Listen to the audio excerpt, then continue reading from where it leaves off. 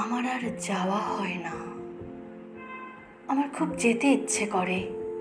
শেষবেলা যখন খুব মেঘ করে আসে, হাতে কোনো কাজ থাকে না, আর দক্ষিণ ধারের জানালায় একা আমি চুপচাপ বসে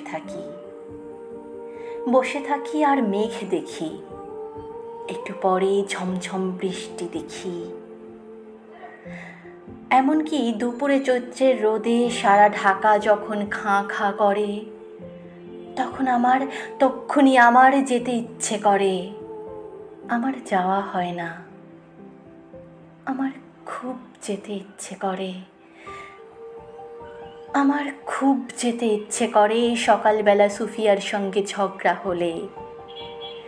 12 বছরের ছেলেটি যখন তার নিজের ভাষায় ব্যক্তি স্বাতন্ত্র্যের ওপর বক্তৃতা করে তখন, অথবা বড় সাহেবের ধমকগ্রস্ত বিকেলে অফিস ক্লান্ত যখন বাড়ি ফিরি ক্লান্ত পায়ে, তখন আমার যেতে ইচ্ছে করে। আমার যাওয়া হয় না। যেতে চাইলেই বলে, বয়স হয়েছে, এখন আর এসব যাওয়া যাওয়াই শোভন নয়, এইসব গতায়ত এখন নিষিদ্ধ। যেতে চাইলেই বলে, এখন যুদ্ধ চলছে, এখন জয় পরাজয়ের প্রশ্ন, এখন নানা রকম জোটের কথা শোনা যাচ্ছে, এখন খুব দুঃসময়, এ সময়ে পারো যদি এইসব শেকল টেকল ছিঁড়তে তবে যাও। আমি পারি না। আমার আর যাওয়া হয় না। শহর পিরোজপুর। সরকারি স্কুলের খেলার মাঠ। পশ্চিমে প্রশাসকদের বাড়িঘর, পূবে স্কুল বাড়ি, সামনে বাগান, তার সামনে পুকুর, উত্তরে আদালত কাছারি, দক্ষিণে উকিল মোক্তার ইত্যাদি। মাঠের 8-9টার অন্ধকার পাথরের মতো ভারী।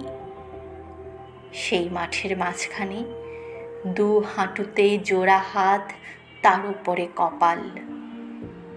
আমি একদিন কেঁদেছিলাম।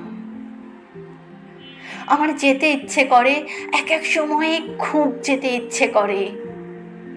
স্কুল মাঠের সেই অন্ধকারে, সেই 18 বছর বয়সের গা ছুঁয়ে আস্তিন ছেঁড়া গেরুয়া রং কামিজের ভেতরে ঢুকে আমার খুব কাঁদতে ইচ্ছে করে, আর বলতে ইচ্ছে করে, এই দেখো, আমি এবার অন্য রকম কাঁদছি, আবার ঠিক সেই রকম কাঁদছি, একজন সুখী রাজার মতো। কিন্তু আমার যাওয়া হয় না। আমাকে যেতে দেয় না।